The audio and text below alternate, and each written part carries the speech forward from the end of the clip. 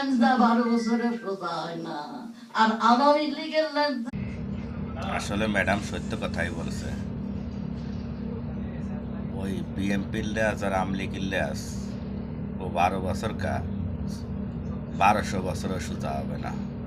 কুত্তার লেজে সারাদিন ঘি মাখলে যেমন সোজা হবে না, তেল মাখলেও তেমন বিএমপি আর আমলিগের লেয়াস কোনোদিনও সোজা হবে না। ওরা যা করবে তার করবেই। ওরা আছে দুর্নীতির ভিতর ফার্স্ট। যত সব আকাম কুকাম সব এখন করতেছে বিএনপি। এখন তো আর আমলিগের দোষ দিলে লাভ হবে না। এত বছর তো সবাই আমলিগের দোষ দিছে, এখন কার দোষ দেবে? এখন তো প্রকাশ্য দেখা যাচ্ছে সবই বিএনপি করতেছে। এই যে সারা দেশে যে চিন্তা আছে, চুরি আছে, ডাকাতি আছে, সবগুলো কারা করতেছে?